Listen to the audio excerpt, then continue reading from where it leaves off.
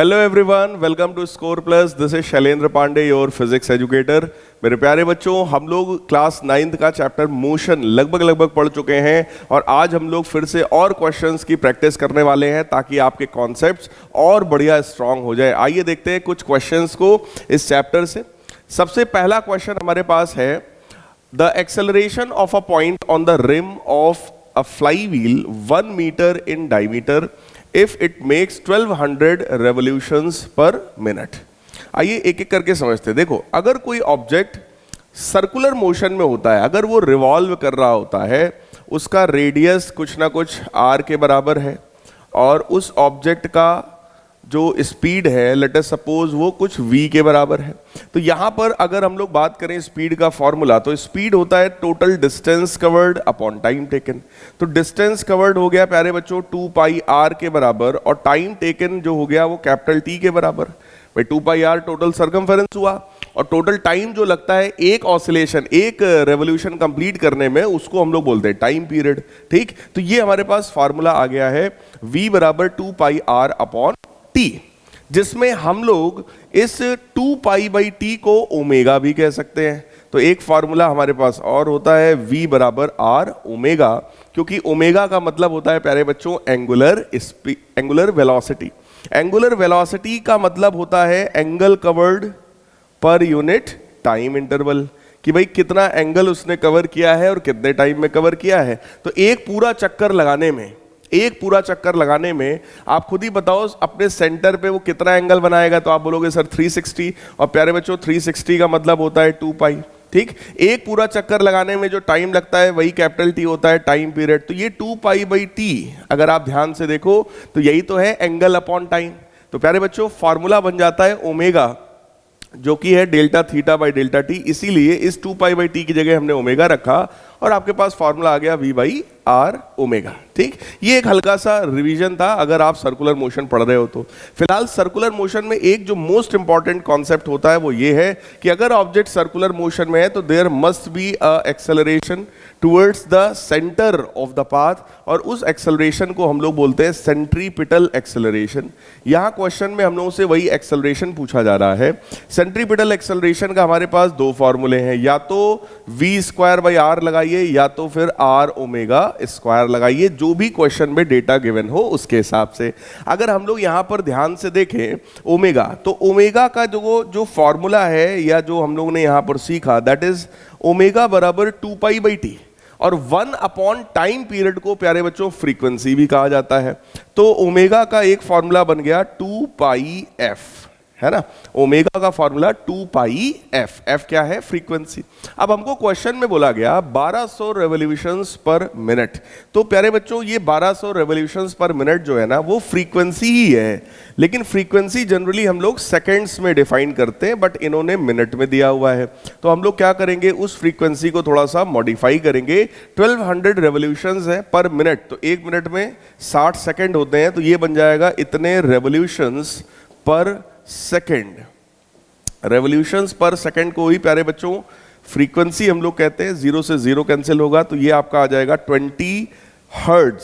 Frequency का unit होता है हर्ट्ज, है ना, HZ। तो आप इस तरीके से लिख सकते हो। ये फ्रीक्वेंसी हमारे पास प्यारे बच्चों आ गई। अब अगर फ्रीक्वेंसी आ गई है तो आप ओमेगा निकाल सकते हो, और ओमेगा होता है 2 पाई एफ। तो 2 पाई इंटू एफ है हमारा 20, तो ये ओमेगा हमारा बन गया है 40 पाई के बराबर। तो ये 40 पाई ओमेगा का अगर मैं आपको यूनिट बताऊं तो यूनिट होता है रेडियन पर सेकेंड। लेकिन हम लोगों को निकालना था एक्सेलरेशन। तो प्यारे बच्चों एक्सेलरेशन का फॉर्मूला आपके पास है r ओमेगा स्क्वायर। r क्या है? अगर डायमीटर है 1 मीटर तो रेडियस जो होता है बेटा वो डायमीटर का जस्ट हाफ होता है। तो आप डायमीटर का आधा कर लो, यानी कि 1/2, तो इसका हो गया रेडियस। ठीक, और ओमेगा का स्क्वायर यानी कि 40 पाई का होल स्क्वायर। जैसे ही आप इसको सॉल्व करोगे ये बनेगा 1/2 टाइम्स 40 का स्क्वायर होता है बेटा 1600, और पाई का स्क्वायर हो जाएगा पाई स्क्वायर। ठीक, ये 2 से कैंसिल करेंगे 800 पाई स्क्वायर, 800 पाई स्क्वायर। ऐसा कुछ आंसर होना चाहिए, और ऐसा आंसर मुझे एक ही दिख रहा है, दैट इज थर्ड ऑप्शन। तो प्यारे बच्चों correct option for this question is third option. बहुत अच्छा क्वेश्चन है, कॉन्सेप्चुअल और फॉर्मूला बेस्ड बेसिक क्वेश्चन है। अगला है a phonograph record on turn table rotates at 30 RPM. जो रोटेशन की फ्रीक्वेंसी है प्यारे बच्चों वो 30 आरपीएम है।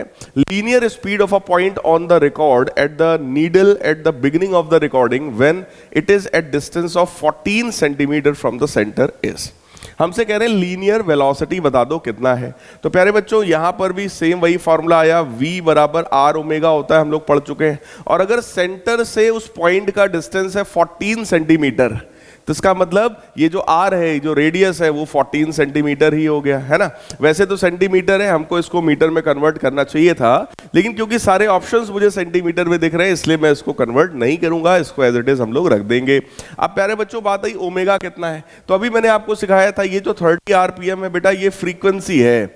अगर फ्रीक्वेंसी है 30 आरपीएम यानी रोटेशंस पर मिनट, तो एक मिनट में होते हैं बेटा 60 सेकंड। आप 60 से डिवाइड करोगे तो ये बनेगा रोटेशन पर सेकंड, उसी को हर्ट्ज भी कहते हैं। सो दैट इज 1/2 हर्ट्ज आप लिख सकते हो या रोटेशंस पर सेकंड भी लिख सकते हो। और ओमेगा जो होता है प्यारे बच्चों उसका फॉर्मूला होता है 2 पाई एफ और एफ है हमारा 1/2। तो इससे पता चला 2 से 2 कैंसिल हुआ और हमारा आंसर आ गया 14 पाई के बराबर। पाई को हम लोग लिख सकते हैं 22/7। तो ये आपका कैंसिल होगा 2 से और ये ओवरऑल बनेगा 44 सेंटीमीटर पर सेकेंड।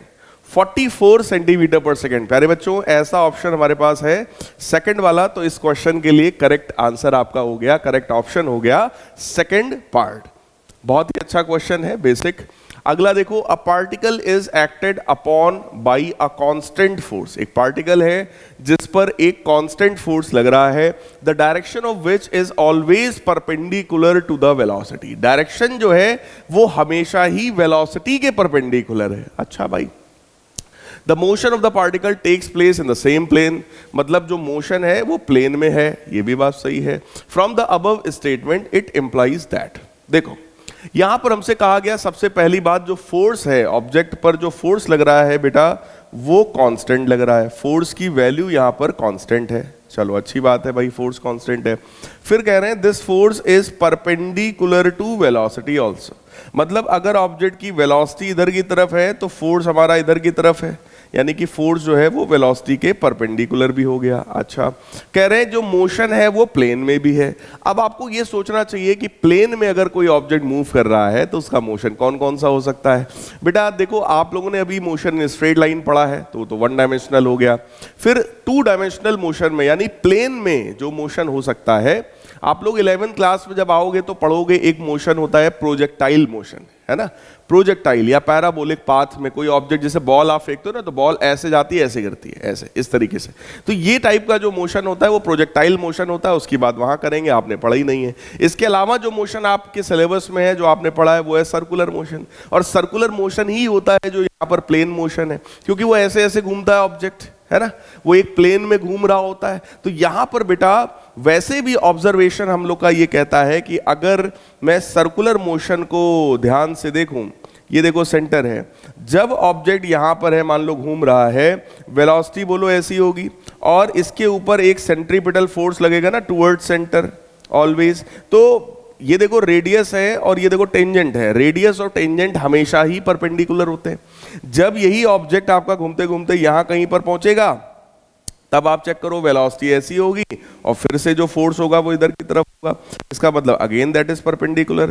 तो यही एकमात्र ऐसा फोर्स है, कभी भी ऐसी कंडीशन दिया जाए कि force is perpendicular to velocity तो आप तुरंत समझ जाना ये सेंट्रीपिटल फोर्स है। इसका मतलब ये जो मोशन है वो कैसा है, दैट इज सर्कुलर मोशन। तो ऑब्जेक्ट जो है प्यारे बच्चों हमारा वो सर्कुलर पाथ पर बेटा मूव कर रहा है, और सर्कुलर मोशन में आइए चेक करते हैं।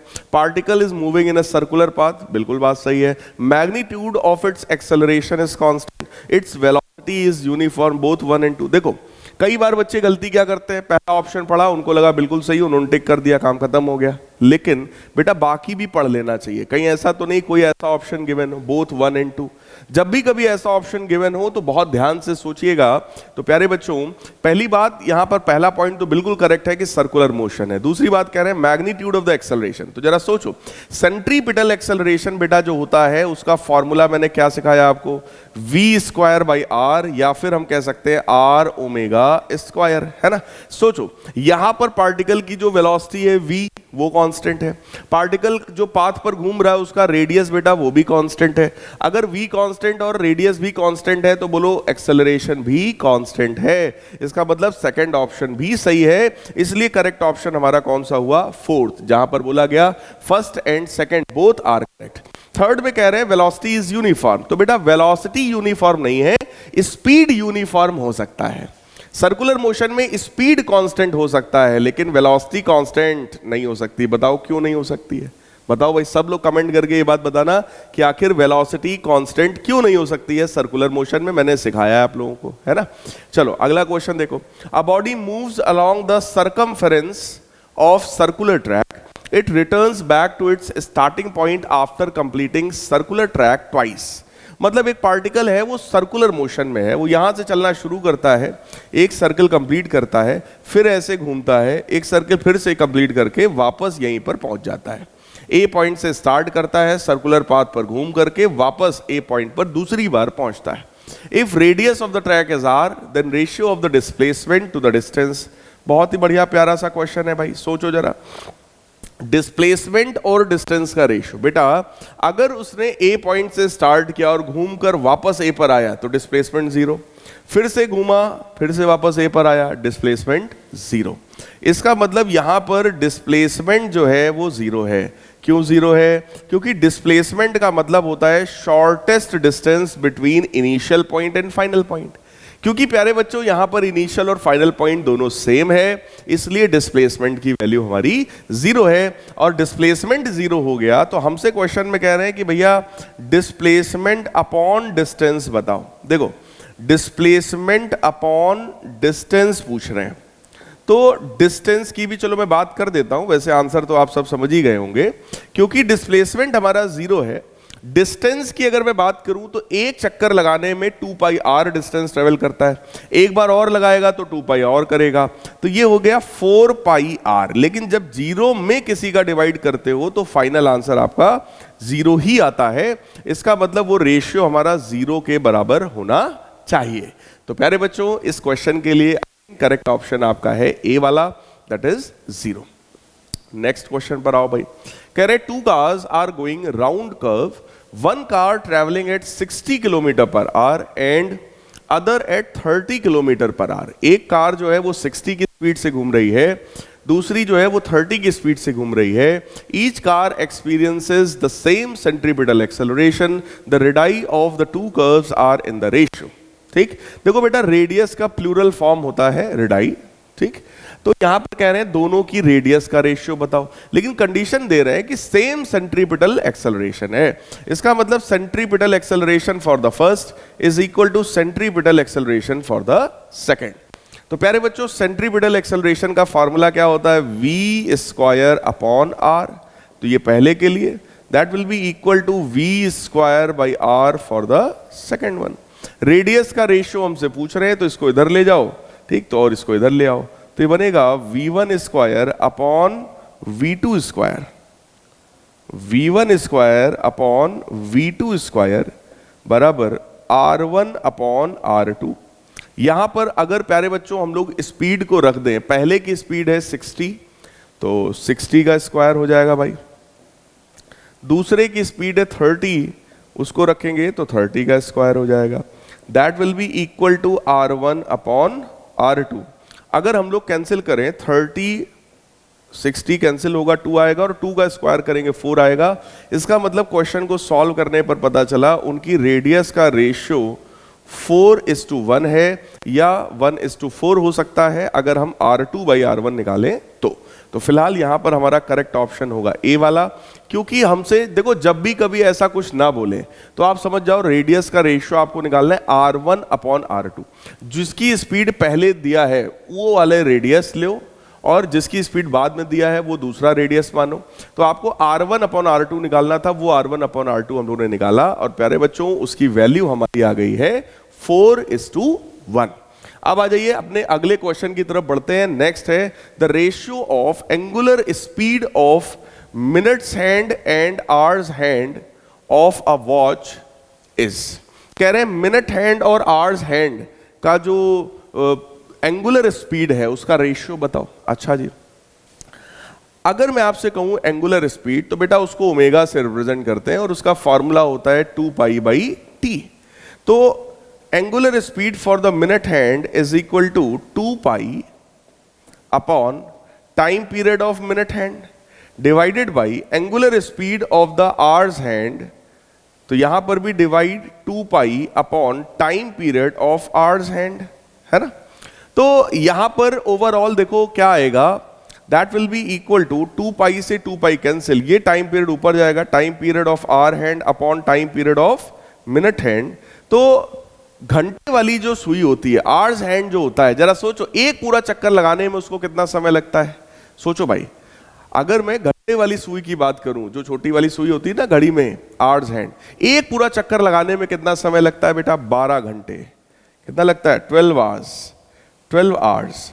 तो 12 into 60 minute into 60 seconds divided by time period of the minutes hand. वाली सुई को सोचो एक पूरा चक्कर लगाने में कितना लगता है? 60 मिनट। तो आप बोलेंगे sir 60 minute multiplied by 60 second, तो ये कैंसिल हो गया। ओवरऑल ये रेशियो हमारे पास कितना आ गया? 12। तो यहां पर आपका आंसर होना चाहिए 12:1। That means for this question we have correct option as D. तो अब ये दूसरा क्वेश्चन हमारा है the slope of speed time graph gives. अगर स्पीड टाइम ग्राफ की बात करें प्यारे बच्चों तो उसका स्लोप क्या देता है? देखिए मैंने आपको सिखाया था किसी भी ग्राफ से हम लोग केवल और केवल दो चीजों की बात कर सकते हैं। अगर ये एक्स एक्सिस है, ये वाई एक्सिस है, कोई ना कोई क्वांटिटी एक्स एक्सिस पर होगी, कोई ना कोई क्वांटिटी वाई एक्सिस पर होगी। तो स्लोप का मतलब मैंने आप सबको समझाया था, स्लोप का मतलब होता है quantity on Y axis, quantity on Y axis upon quantity on X axis, quantity on X axis. तो प्यारे बच्चों यहां पर आप देखिए, आपसे बोला जा रहा है slope of speed time graph. Speed time graph का मतलब ये है वाई एक्सिस पर हमारे पास है स्पीड और एक्स एक्सिस पर हमारे पास है टाइम। तो हम लोग भी यहां पर लिख सकते हैं भाई स्लोप का मतलब हो गया वाई एक्सिस पर है स्पीड और एक्स एक्सिस पर है आपका टाइम। तो आप ही मुझे बताओ स्पीड अपॉन टाइम क्या होता है? स्पीड अपॉन टाइम क्या चीज को रिप्रेजेंट करेगा? तो प्यारे बच्चों स्पीड अपॉन टाइम जो होता है वो एक्सेलरेशन को रिप्रेजेंट करेगा, है ना, क्योंकि एक्सेलरेशन का फॉर्मूला होता है change in speed upon time interval. So it will represent acceleration, जो कि हमारा है ऑप्शन नंबर सी। तो इस क्वेश्चन के लिए आपका करेक्ट ऑप्शन हो गया option number C. Next question कह रहे हैं area under the speed time graph represents a physical quantity which has a unit of. देखो एरिया अंडर द ग्राफ, प्यारे बच्चों फिर से वही बात आ गई। अगर कोई एक ग्राफ है इस तरीके का, एक्स और वाई एक्सिस, एक कोई एक्स एक्सिस पर कोई क्वांटिटी है और कोई वाई एक्सिस पर है। मैंने आपसे बताया था अगर आप इसका एरिया निकालते हो तो that will represent the quantity on X axis, quantity on X axis multiplied by quantity on Y axis. बिल्कुल simple, quantity on X axis multiplied by quantity on Y axis. बेटा इस चीज को आप लोग अपनी अपनी कॉपी पर भी लिख लेना भाई, क्वांटिटी ऑन वाई एक्सिस। तो अब सिंपली क्या करना है, जो एक्स एक्सिस पर क्वांटिटी है प्यारे बच्चों मल्टीप्लाइड बाई जो क्वांटिटी वाई एक्सिस पर है। तो एक्स एक्सिस पर हमारे पास क्वेश्चन में गिवन है भाई स्पीड टाइम ग्राफ है, तो वाई एक्सिस पर हो गया स्पीड और एक्स एक्सिस पर हो गया टाइम। तो यहां पर हमें क्या करना है, स्पीड इनटू टाइम बताना है कि स्पीड इनटू टाइम किस क्वांटिटी को रिप्रेजेंट करेगा या उसका यूनिट क्या होगा। तो स्पीड का यूनिट होता है ना मीटर पर सेकंड और टाइम का होता है सेकंड, सेकंड से सेकंड कैंसिल, तो ये रिप्रेजेंट करेगा मीटर। मीटर क्या होता है प्यारे बच्चों? डिस्टेंस। मीटर क्या होता है? डिस्टेंस या डिस्प्लेसमेंट। इसका मतलब यहां पर जो करेक्ट ऑप्शन आपका है that is option number A. आ जाइए नेक्स्ट क्वेश्चन को देखते हैं। अगला है if the displacement of an object is proportional to the square of the time, then the object is moving with uniform velocity, uniform acceleration, increasing acceleration, decreasing acceleration। प्यारे बच्चों अब ये जो क्वेश्चन है अगर आप लोग क्लास 11th में होते, देखो यहां कह रहे हैं displacement proportional to square of the time. Displacement अगर एस है तो that will be proportional to square of time, ऐसा बोल रहे हैं। अगर आप लोग क्लास 11th में होते तो मैं आपसे कहता कि बेटा displacement is equal to proportionality हटाओगे कोई ना कोई कांस्टेंट आएगा, so that is k times t square. जब आप क्लास 11th में आएंगे प्यारे बच्चों तो हम लोग एक मैथमेटिक्स का एक टॉपिक पढ़ेंगे, उसका नाम है डिफरेंशिएशन। मैथमेटिक्स का टॉपिक है, उसका नाम क्या है? डिफरेंशिएशन। डिफरेंशिएशन जब मैं आप लोगों को सिखा दूंगा तो उस समय मैं कहूंगा बेटा इसको एक बार अगर आप डिफरेंशिएट करेंगे, देखो डिफरेंशिएशन मैं हिंट दे रहा हूं, पढ़ा नहीं रहा हूं, मैं बहुत ज्यादा हाई लेवल पे अभी नहीं ले जा रहा हूं आपको, मैं सिर्फ आपको बता रहा हूं कि अगर आप 11th में होते तो हम ऐसे करते। हम इसको एक बार बेटा डिफरेंशिएट करते ds बाई dt। डिफरेंशिएशन का सिंबल होता है d बाई dt, है ना? तो ds बाई dt करते, k कांस्टेंट था और t स्क्वायर का हो जाता प्यारे बच्चों 2t के बराबर। ठीक, अभी आप लोग को नहीं पता कोई बात नहीं, मैं डायरेक्टली अभी आपको बता रहा हूं। और ds बाई dt यानी कि डिस्प्लेसमेंट अपॉन टाइम प्यारे बच्चों वही क्या होता है? वेलोसिटी। और अगर इसी वेलोसिटी को एक बार मैं और अगर डिफरेंशिएट कर दूं तो प्यारे बच्चों ये बन जाएगा dv बाई dt जो कि होता है एक्सेलरेशन, और मैं उसका डिफरेंशिएशन जब करता तो ये वैल्यू केवल 2k के बराबर आ जाता, क्योंकि t का डिफरेंशिएशन t के रिस्पेक्ट में 1 होता है। और यहां से आपको पता चल जाता 2 कांस्टेंट है, ये k भी कांस्टेंट है, इसका मतलब इस सिस्टम में जो एक्सेलरेशन है प्यारे बच्चों वो कांस्टेंट है, एक्सेलरेशन कांस्टेंट है। लेकिन ये तो बात हम तब कर पाते जब आप क्लास 11th में होते तो। अब मैटर ये है कि सर हम तो 11th में है नहीं सर, हमने तो डिफरेंशिएशन पढ़ा नहीं है। बिल्कुल सही बात है प्यारे बच्चों, मैं आपको ये याद दिलाना चाहूंगा कि अगर आप सेकंड इक्वेशन ऑफ मोशन को देखो, s बराबर ut plus half at square. पहली बात, ये इक्वेशंस ऑफ मोशन कब लगाते हो भाई? इक्वेशंस ऑफ मोशन कब लगता है? जब एक्सेलरेशन की वैल्यू प्यारे बच्चों कैसी हो? कांस्टेंट हो। कांस्टेंट एक्सेलरेशन के ही केस में हम लोग इक्वेशंस ऑफ मोशन लगाते हैं ना। उसमें भी अगर बेटा मैं एक कंडीशन लगा दूं कि भाई initial velocity of the object is 0, if initial velocity of the object is 0, तो जरा चेक करो क्या उसका डिस्प्लेसमेंट हाफ at स्क्वायर के बराबर होता है। और यहां पर a कांस्टेंट है, 1/2 कांस्टेंट है, तो क्या displacement proportional to t square हो गया? बताओ भाई, अगर displacement proportional to t square है आपके सिलेबस के हिसाब से, इसका मतलब ये तब वैलिड होगा जब हम इक्वेशंस ऑफ मोशन लगाएंगे। इक्वेशंस ऑफ मोशन कब लगेगा? जब एक्सेलरेशन प्यारे बच्चों कांस्टेंट होगा।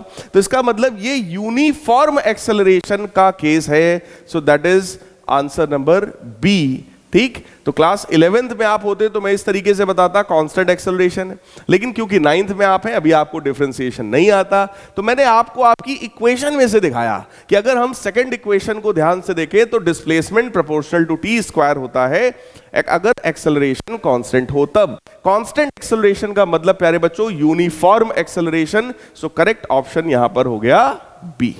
नेक्स्ट देखो, बहुत ही बढ़िया क्वेश्चन है, एकदम कॉन्सेप्ट पर बेस्ड है, मैंने आपको पढ़ा रखा है। कह रहे हैं 4 cars A, B, C and D, देखो चारों कार्स है, चारों के लिए ग्राफ है, are moving on a levelled straight road, their distance time graph are shown in the given figure, which of the following is correct statement regarding the motion of these cars. प्यारे बच्चों, अगर आपको graph given है distance time का, तो सबसे पहली बात आप मुझे बताओ, किसी भी ग्राफ से हम लोग कितनी चीजें निकाल सकते हैं भाई साहब? किसी भी ग्राफ से कितनी चीजें निकाल सकते हैं? सिर्फ और सिर्फ 2। कौन कौन? स्लोप और एरिया। अगर हम लोग इस ग्राफ का स्लोप निकालते हैं, इस ग्राफ का स्लोप निकालते हैं, तो बेटा जरा सोचना, किसी भी ग्राफ का स्लोप क्या रिप्रेजेंट करता है? Quantity on Y axis upon quantity on X axis. Y axis पर है डिस्टेंस और एक्स एक्सिस पर है टाइम, तो डिस्टेंस अपॉन टाइम बेटा क्या होता है? स्पीड। यानी कि इस ग्राफ का स्लोप हमें क्या बताएगा? स्पीड। अब बात ये आई कि सर स्लोप होता क्या है, तो मैंने ये भी आप लोग को सिखाया था। Slope represents inclination, slope represents inclination of line from x axis. Slope जो होता है प्यारे बच्चों वो क्या रिप्रेजेंट करता है? It represents inclination of the line from x axis. तो जरा ध्यान से देखो, सबसे ज्यादा इंक्लिनेशन कौन बना रहा है यहां पर? सी वाली लाइन। फिर कौन बना रहा है? डी वाली लाइन। फिर कौन बना रहा है? ए वाली लाइन। और सबसे कम इंक्लिनेशन किसका है? बी वाली लाइन का। इसका मतलब प्यारे बच्चों सबसे छोटा एंगल बी बना रहा है और सबसे ज्यादा एंगल सी बना रहा है, तो सबसे ज्यादा स्लोप भी सी का होगा। ये बात मैंने आपको सिखाया था, बताया था। अगर angle less than, if angle theta is less than 90, अगर एंगल 90 से छोटा है प्यारे बच्चों, तो एंगल अगर बढ़ रहा है तो लाइन का स्लोप बढ़ रहा है ना? एंगल बढ़ रहा है तो लाइन का स्लोप बढ़ रहा है। तो अगर मैं नाम दे दूं अल्फा, बीटा, गामा, साई, ऐसा कुछ नाम दे दो, आप अपने हिसाब से दे दो, ठीक? थीटा 1, थीटा 2, थीटा 3, थीटा 4 लिख दो। तो जिसका एंगल ज्यादा, तो आपको पता है सी का एंगल ज्यादा, इसका मतलब स्लोप ऑफ सी सबसे ज्यादा है, then slope of D, then slope of A, and at least the slope of B. तो सबसे कम स्लोप बी का है। इसका मतलब प्यारे बच्चों, क्योंकि यहां पर स्लोप रिप्रेजेंट कर रहा है वेलोसिटी, तो सबसे ज्यादा वेलोसिटी हो गई सी की, सबसे ज्यादा वेलोसिटी सी की, then velocity of D, then velocity of A, and then velocity of B. ये यहां पर सीक्वेंस है वेलोसिटी का। अगर आप इस ग्राफ का एरिया निकालते हो प्यारे बच्चों, तो that will represent distance into time. लेकिन डिस्टेंस इनटू टाइम बेटा कोई क्वांटिटी होती नहीं है, तो एरिया से कोई खास चीज निकल कर नहीं आएगी। बाकी नीचे का एरिया तो हम निकाल ही सकते हैं, ट्रायंगल बन रहा है। देखो, car A is faster then D, कह रहे हैं ए फास्टर है, लेकिन गलत है भैया, डी फास्टर है ना? तो इसका मतलब ये तो गलत हो गया। कार बी इज स्लोएस्ट, कह रहे हैं जो बी है वो स्लोएस्ट है, ये बात मुझे सही लग रही है। Car D is faster than C, कह रहे हैं जो डी है वो फास्टर है, गलत है भैया, सी फास्टर है, सी पहले लिखा हुआ है, गलत है। कार सी इज स्लोएस्ट, ये तो बिल्कुल ही गलत है, क्योंकि सी की स्पीड तो बेटा सबसे ज्यादा है। इसका मतलब प्यारे बच्चों करेक्ट ऑप्शन कौन सा हुआ आपका? बी वाला option. So for this question your correct answer is B part. ये देखो स्लोप का यूज है, ये ग्राफ में स्लोप का यूज है ना? अब आ जाओ आगे की बात करते हैं। A car of mass 1000 kg is moving with a velocity of 10 meter per second. If the velocity time graph of this car is a horizontal line parallel to the time axis. अच्छा जी, चलो मैं velocity time graph बनाता हूं। x axis पर हमें रखना है time और y एक्सिस पर हमको रखना है velocity को। अगर मैं velocity time graph की बात करूं तो कहा जा रहा है that graph is parallel to time axis। कह रहे हैं देखो, graph for this car is horizontal line parallel to the time axis and velocity of the car at the end of 25 seconds will be। अच्छा देखो क्या क्या given है पहले लिखते हैं। मास ऑफ द कार हमें गिवन है 1000 kg, कह रहे हैं it is moving with a speed of 10 metre per second, तो इनिशियल स्पीड भी हमको पता है। वेलोसिटी टाइम ग्राफ हमसे बोल रहे हैं कि टाइम एक्सिस के पैरेलल है, then velocity of the car at the end of 25 seconds, कह रहे हैं 25 सेकेंड के बाद, 25 सेकेंड के बाद फाइनल वेलोसिटी कितनी होगी। अब क्वेश्चन को देखते ही बच्चे के मन में आता है सर v बराबर u प्लस at लगा लो, इनिशियल स्पीड गिवन है, टाइम गिवन है, फाइनल स्पीड निकाल लेंगे। लेकिन बेटा जरा सोचो, v बराबर u प्लस at कब लगाते हो? v बराबर u प्लस at आप लगाओगे अगर एक्सेलरेशन कांस्टेंट होगा तब। लेकिन यहां पर सोचो क्या एक्सेलरेशन कांस्टेंट है? बात आई सर एक्सेलरेशन तो गिवन ही नहीं है। तो बेटा वेलोसिटी टाइम ग्राफ तो बताया, वेलोसिटी टाइम ग्राफ का स्लोप आप मुझे बताओ क्या बताएगा? अगर आप इसका स्लोप निकालते हो तो क्या वो वेलोसिटी अपॉन टाइम होगा, और वेलोसिटी अपॉन टाइम क्या बताता है? एक्सेलरेशन। मतलब इस ग्राफ का स्लोप एक्सेलरेशन है, स्लोप मतलब क्या था, इंक्लिनेशन फ्रॉम एक्स एक्सिस, और ये लाइन एक्स एक्सिस से इंक्लिनेशन बना ही नहीं रही है। ये कितना एंगल बना रही है एक्स एक्सिस के साथ भाई, 0 डिग्री, क्योंकि पैरेलल है। अगर एंगल 0 है बेटा तो स्लोप भी 0 होता है। और किसी भी इस तरह की लाइन जो कि एक्स एक्सिस के पैरेलल है, टाइम एक्सिस के पैरेलल है प्यारे बच्चों, उसका स्लोप हमेशा 0 होता है। स्लोप 0 होने का मतलब एक्सेलरेशन 0, और अगर एक्सेलरेशन 0 है तो ये हमारा यूनिफॉर्म मोशन है। यूनिफॉर्म मोशन मैंने बताया था अनएक्सेलरेटेड होता है, और ऐसे में ऑब्जेक्ट की जो स्पीड होती है दैट विल बी कांस्टेंट। अगर ये स्पीड कांस्टेंट है तो यहां पर वैल्यू आ जाएगी 10 मीटर पर सेकेंड, यानी कि हमारा करेक्ट आंसर भी होना चाहिए 10 मीटर पर सेकेंड। उसकी स्पीड में प्यारे बच्चों कोई चेंज नहीं आएगा, because speed is constant as the motion is uniform. Next, a motorcycle is being driven by speed of 20 meter per second when brakes are applied to bring it in rest in 5 seconds। प्यारे बच्चों, initial speed है 20 metre per second, break आपने लगाया है, final speed rest पर लाना है 0 है, और टाइम इतने में लग गया है 5 सेकेंड का। कह रहे हैं deceleration produced in this case will be, यानी कि आपको सबसे पहले एक्सेलरेशन बताना है। प्यारे बच्चों, एक्सेलरेशन होता है v minus you by T, final speed 0 है, इनिशियल स्पीड 20 है, और टाइम 5 सेकेंड्स के बराबर है, तो ये वैल्यू बेटा आएगी -4 मीटर पर सेकेंड स्क्वायर। क्योंकि प्यारे बच्चों निगेटिव एक्सेलरेशन आया है तो आप इसी को रिटार्डेशन कह सकते हो, इसी को आप डिसेलरेशन भी कह सकते हो, जो कि क्वेश्चन में यूज किया गया है। सो रिटार्डेशन, और we can say it is deceleration. Deceleration है ना, रिटार्डेशन कहिए या फिर डिसेलरेशन कहिए, क्योंकि ये निगेटिव आया, और ऐसा आंसर हमारा कौन से है, सेकंड ऑप्शन हमारा -4 मीटर पर सेकेंड स्क्वायर है। प्यारे बच्चों, अगला क्वेश्चन देखते हैं। A sprinter is running along circumference of a big sports stadium with constant speed, which of the following do you think is changing in this case. अगर कोई sprinter, sprinter मतलब दौड़ने वाला, जो लोग रेसिंग करते हैं ना, दौड़ते हैं, धावक, हिंदी में धावक बोलते हैं, तो वो अगर किसी एक बड़े से स्टेडियम का चक्कर लगा रहे हैं लाइक दिस, इस तरीके से बड़ा सा सर्कुलर स्टेडियम है, उसका चक्कर लगा रहे हैं विद कांस्टेंट स्पीड, इनकी स्पीड कांस्टेंट है। जब ये यहां पर है तो इनकी स्पीड कांस्टेंट है, जब ये यहां पहुंचे होंगे तो भी स्पीड इनकी कांस्टेंट है, जब ये और आगे पहुंचेंगे तो भी स्पीड v के ही बराबर है। कह रहे हैं magnitude of the acceleration being produced, distance covered by the sprinter पर second, Which of the following do you think is changing in this case? अच्छा, कह रहे हैं इसमें से कौन सी चीज चेंज हो रही है। तो देखो जरा, मैग्नीट्यूड ऑफ द एक्सेलरेशन, देखो अगर सर्कुलर पाथ में है बेटा तो एक्सेलरेशन होता है v स्क्वायर बाई आर, और अगर वेलोसिटी यानी स्पीड अगर उसकी कांस्टेंट है, स्पीड कांस्टेंट है, तो एक्सेलरेशन भी कांस्टेंट होगा। यूनिफॉर्म सर्कुलर मोशन में प्यारे बच्चों जहां पर ऑब्जेक्ट की स्पीड कांस्टेंट होती है वहां पर एक्सेलरेशन भी कांस्टेंट होता है। Distance covered by the sprinter पर सेकंड, डिस्टेंस तो नो डाउट चेंज हो रहा होगा। Direction in which sprinter is running, तो डायरेक्शन भी चेंज हो रही है।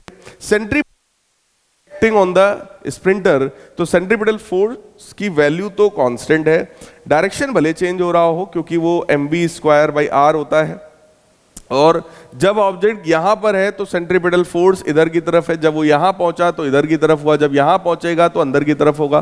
कहने का मतलब डायरेक्शन चेंज हो रहा है बट वैल्यू चेंज नहीं हो रही है। कह रहे कौन सी चीज चेंजिंग है भाई, distance covered by the sprinter पर सेकंड ये चेंज हो रहा है। Direction in which sprinter is running, किस डायरेक्शन में वो रन कर रहा है। देखो यहां पर जो हम लोग मोस्ट अप्रोप्रिएट टिक कर सकते हैं वो है बी ऑप्शन, क्योंकि इसमें बोला जा रहा है distance covered by the sprinter पर सेकंड इज चेंजिंग। हर एक सेकंड में भाई जब वो आ रहा है दौड़, हर एक सेकंड में ऑब्वियस है उसका डिस्टेंस चेंज हो रहा है ना।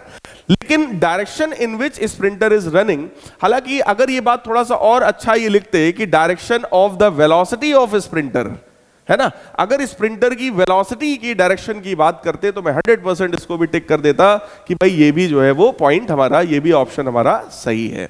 फिलहाल direction in which sprinter is running, इसको भी हम लोग करेक्ट मान सकते थे अगर ये वाला ऑप्शन ना दिया होता तो, क्योंकि दोनों ही कहीं ना कहीं सही है। डायरेक्शन लगातार चेंज होता है, अगर ऑब्जेक्ट सर्कुलर पाथ में है, इधर मान लो ऐसा डायरेक्शन, इधर ऐसा डायरेक्शन, तो डायरेक्शन लगातार जो है वो चेंज होता रहेगा। But most appropriate is B option for this case. Next question. In the speed time graph of a moving object shown here, the part which indicates uniform deceleration of the object. Deceleration का मतलब बेटा होता है negative acceleration. अगर acceleration negative होता है तो object की वेलोसिटी लगातार डिक्रीज होती है, और ऑब्जेक्ट की स्पीड देखो यहां कांस्टेंट है, यहां बढ़ रही है, यहां घट रही है। दिस इज द पार्ट जहां पर स्पीड घट रही है। Only this part of the graph shows decreasing speed, क्योंकि स्पीड घट रही है। यहां फिर से स्पीड कांस्टेंट है, इसका मतलब आरएस वाला पार्ट है, आरएस वाला पार्ट है जो कि डिसेलरेशन शो कर रहा है। Next, which one of the following is most likely not a case of uniform circular motion. कह रहे हैं इनमें से कौन है जो यूनिफॉर्म सर्कुलर मोशन का केस नहीं है। So motion of the earth around the sun. तो देखो हम लोग को पता है कि अगर ये सन है, ये हमारा अर्थ है, तो अर्थ जो होता है वो सन के अराउंड एक सर्कुलर पाथ में रिवॉल्व करता है, तो ये तो बात सही है। Motion of a toy train on circular track, अब भैया जब सर्कुलर ट्रैक लिख दिया तब तो सर्कुलर मोशन होगा ही होगा। Motion of a racing car on a circular track, motion of hours hand on the dial of a clock. अब देखो यहां पर क्या है, motion of a racing car on a circular track. Racing car है, circular track पर है, तो उसमें पूछ रहे हैं कि which one of the following is mostly not a case of uniform। देखो यूनिफॉर्म अगर लिख दिया, यूनिफॉर्म सर्कुलर मोशन, तो प्यारे बच्चों यूनिफॉर्म सर्कुलर मोशन का मतलब होता है ऑब्जेक्ट की स्पीड कांस्टेंट हो, speed of the object should be constant, है ना, स्पीड कांस्टेंट होना चाहिए। देखो अगर अर्थ की मैं बात करूं, अर्थ सन के अराउंड आपको पता है 365 दिन में एक चक्कर लगा पाता है ना, तो अपनी स्पीड उसकी कांस्टेंट है। ट्रेन जो सर्कुलर ट्रैक पर है, आपने देखा होगा कोई भी खिलौना होता है तो अपनी एक स्पीड में घूमता है, जैसे ही आप उसका बटन ऑन करेंगे वो घूमना शुरू करेगा। Motion of a racing car on a circular track, आप सर्कुलर ट्रैक पर अगर रेस हो रही है और आप कांस्टेंट स्पीड से ही दौड़ रहे हो, आप न तेज हो रहे हो न धीमे हो रहे हो, तो भाई साहब तब तो आप जीत चुके हैं, तब तो आपको जीतना ही नहीं है ना। अगर आप अपनी स्पीड को बढ़ाओगे ही नहीं तो कैसे जीतोगे आप। रेसिंग का तो मतलब ही होता है कि कौन किससे तेज चल रहा है, अगर आप नहीं बढ़ाओगे तो पीछे वाला तेज कर लेगा, वो जीत जाएगा। इसका मतलब ये यूनिफॉर्म सर्कुलर मोशन तो नहीं होगा, क्योंकि यहां पर स्पीड कांस्टेंट नहीं होगी। साथ ही साथ कह रहे हैं motion of hours hand on the dial of a clock. अगर मैं थोड़ा सा और डेप्थ में जाकर के आपसे बेटा बात करूं तो आवर्स हैंड जो होता है, घंटे वाली जो सुई होती है, एक हिसाब से देखें तो वो सर्कुलर मोशन नहीं है, वो रोटेशनल मोशन है, रोटेशनल मोशन है। बॉडी खुद ही, देखो ये बॉडी है, ये मान लो आपकी घंटे वाली या सेकंड वाली सुई है, ये पूरी की पूरी बॉडी खुद ही ऐसे ऐसे घूम रही है, खुद ही घूम रही है। जब बॉडी खुद पूरी घूम रही होती है तो कहीं ना कहीं रोटेशनल मोशन होता है ना। लेकिन ठीक है, चलो आपके 9th क्लास में हम लोग इसको ही करेक्ट यहां पर टिक करेंगे, motion of a racing car on a circular track, क्योंकि सर्कुलर ट्रैक पर बेटा स्पीड चेंज होना तो मस्ट है, अदरवाइज तो फिर रेसिंग का कोई मतलब ही नहीं है ना। Next question, a train travelling at 20 metre per second accelerates at 0.5 metre per second square for 30 second, how far will it travel in this time. कह रहे हैं इस समय में कितना ट्रेवल करेगा। देखो इनिशियल स्पीड है प्यारे बच्चों 20 मीटर पर सेकेंड, एक्सेलरेशन की वैल्यू है 0.5 मीटर पर सेकेंड स्क्वायर, और टाइम इसमें मिल रहा है हमको 30 सेकेंड का। कह रहे how far will it travel in this time, कितना दूर तक जाएगा। तो we can use equation s बराबर ut plus half at square. u की वैल्यू है 20, टाइम है हमारा 30 सेकेंड प्लस हाफ, एक्सेलरेशन है प्यारे बच्चों 0.5, और टाइम क्योंकि दिया हुआ है 30 सेकेंड, तो उस 30 का हम लोग करने वाले हैं स्क्वायर। तो ये वैल्यू आपकी बन जाएगी 600 प्लस ये बनेगा 1/4 इंटू 30 का स्क्वायर हो जाएगा 900, तो ये बनेगा 600 प्लस ये आपका आ जाएगा 825, यानी कि 825, कुछ इस तरीके का बेटा आएगा आंसर हमारा 825 मीटर्स के बराबर। लास्ट क्वेश्चन पर आते हैं। A cyclist is travelling at 15 metre per second, she applies brakes so that she does not collide with a wall 18 meter away. What deceleration must she have? कितना deceleration प्यारे बच्चों होना चाहिए? देखो, अगर वो 15 मीटर पर सेकेंड से खुद ट्रेवल कर रही है, उसने ब्रेक लगाया so that she does not collide with the wall, यानी कि ब्रेक लगाया है तो ऑब्वियस है साइकिल रोकने के लिए लगाया होगा। दीवार उससे 18 मीटर की डिस्टेंस पर है, तो कह रहे हैं कितना एक्सेलरेशन होना चाहिए। सोचो ऐसी कौन सी इक्वेशन है जिसमें u, v, a और s यूज होता हो? तो बेटा ऐसी इक्वेशन है आपकी third equation. So we can write here v square बराबर u square plus 2as। v की वैल्यू 0 है, u की वैल्यू 15 है, प्लस ट्वाइस एक्सेलरेशन, डिस्प्लेसमेंट है हमारा 18, तो ये एक्सेलरेशन आपका आएगा बेटा माइनस 15 का स्क्वायर होता है 225 और 18 इंटू 2 करेंगे तो आएगा 36, so that will become minus का 225। तो देखो ये कैलकुलेटर हमारा है 225 डिवाइडेड बाई 36। जैसे ही आप लोग डिवाइड करेंगे प्यारे बच्चों, वैल्यू आएगा 6.25 metre per second square. This should be retardation or deceleration that the cyclist should have. तो मेरे प्यारे बच्चों, मैंने आपको मोशन चैप्टर में काफी क्वेश्चंस की प्रैक्टिस करवा दिया है। अगर आप लोग ये सारे क्वेश्चंस को अच्छे से समझ चुके हैं, प्रैक्टिस कर चुके हैं, तो मेरे प्यारे बच्चों इसके बाहर आपको कोई कॉन्सेप्ट नया मिलने वाला नहीं है। लगभग इसी तरह के क्वेश्चंस, इसी इक्वेशंस ऑफ मोशन पर बेस्ड आपको मिलेगा, इसी तरीके से ग्राफ्स के स्लोप और एरिया पर बेस्ड क्वेश्चन मिलेगा। इससे ज्यादा अलग क्वेश्चन आपको मेरे प्यारे बच्चों नहीं मिलेगा। तो आप सभी लोग जम के प्रैक्टिस करिए। मिलते हैं नेक्स्ट क्लास में, जिसमें मैं स्टार्ट करूंगा आपका अगला चैप्टर, और उसको भी बिल्कुल धुआंधार तरीके से शुरू से लेकर आखिरी तक पढ़ाएंगे। So goodbye, take care.